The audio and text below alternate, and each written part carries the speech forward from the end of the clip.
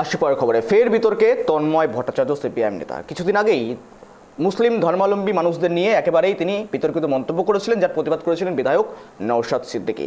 এবারে ট্রাইব বাংলার মুখোমুখি হয়ে ফের বিতর্কিত বিস্ফোরক তন্ময় ভট্টাচার্য। কি জানাচ্ছেন তিনি, শোনাবো। কথা হচ্ছে, আমি যদি কোনো ভুল বলে থাকি তা স্বীকার করতে আমার বিন্দুমাত্র দ্বিধা নেই, কিন্তু আমার জ্ঞানত আমি কোনো ভুল বলিনি। আমি বলেছি হচ্ছে হজরত মোহাম্মদ তিনি আদতে কোনো ধর্মপ্রচারক প্রথম জীবনে ছিলেন না। যারা ইতিহাস জানেন তারা জানেন যে 40 বছর বয়সে হজরত মোহাম্মদ নবুয়ত প্রাপ্ত হয়েছিলেন, এবং 40 বছরে নবুয়ত প্রাপ্ত হওয়ার পরে তিনি এক হাতে খোলা তরবারি আর এক হাতে তার বাণী, যেগুলো পরবর্তীকালে হাদিসে সংকলিত হয়। হাদিস কোরআন দুটোই হজরত মোহাম্মদের মৃত্যুর অনেক পরে লেখা। হজরত মোহাম্মদ যে বাণীগুলো দিয়েছিলেন, সেই সময়ের মধ্যপ্রাচ্যের শাসন ব্যবস্থা ছিল, আমরা যতখানি খারাপ শাসন ব্যবস্থা বলতে সামন্ততন্ত্রকে বুঝি, দাস ব্যবস্থাকে বুঝি, তার চাইতেও খারাপ। গোটাটাই মরু অঞ্চল, এবং সেই মরু অঞ্চলে শাসন ব্যবস্থা পরিচালিত হতো কার্যত হচ্ছে একজন ব্যক্তির নির্দেশ অনুযায়ী। এবং যেহেতু সেই সময়ে মরু অঞ্চল কৃষি করতে পারতো না, মরু অঞ্চল শিল্পের কোনো প্রশ্ন নেই, সুতরাং সবচাইতে বেশি চাপানো হতো হচ্ছে সুদ। মহাজনী কারবারের শোষণ ছিল সবচাইতে বেশি।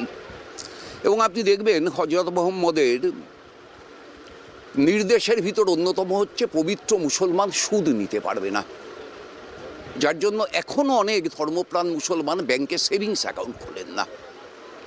এটা ছিল হচ্ছে মোহাম্মদের নির্দেশ। এই নির্দেশটাই পরে হাদিসে পরিণত হয়েছে। এবং তিনি এই যে একটার পর একটা এলাকা দখল করেছেন, যুদ্ধ করেছেন, কাউকে শাসনের দায়িত্ব দিয়েছেন, কিভাবে শাসন পরিচালনা করতে হবে তার নির্দেশ দিয়েছেন। এই নির্দেশাবলী পরবর্তীকালে হাদিসে লিখিত হয়েছে। ফলে এইটা হজরত মোহাম্মদ করেছেন, আমার জানার মধ্যে এটা আছে। আমার জানা ভুল হলে আমি সংশোধন করতে রাজি আছি। এবং এটাও আমরা সবাই জানি যে রসুল হজরত মোহাম্মদের জীবৎকালে তার কর্মকাণ্ডের এলাকা ছিল মক্কা থেকে মদিনা এবং মদিনা থেকে মক্কা। তার বাইরে হজরত মোহাম্মদ সম্ভবত কোথাও যাননি। এই মক্কা থেকে মদিনা, মদিনা থেকে মক্কা পুরোটাই মরুভূমি।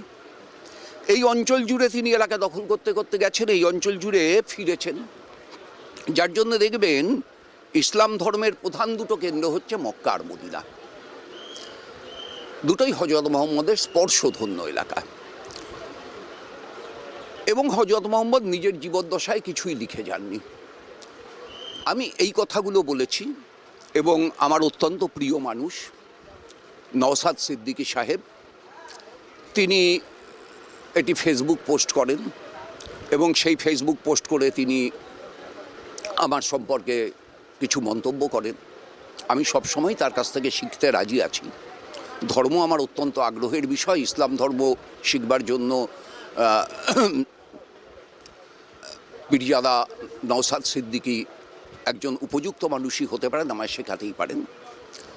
কিন্তু তিনি যে মন্তব্যগুলো করেছেন তার পরিপ্রেক্ষিতে তাকে আমি একটি মেসেজ করি। মেসেজটা আমি চাইলে আপনাদের দেখাতে পারি।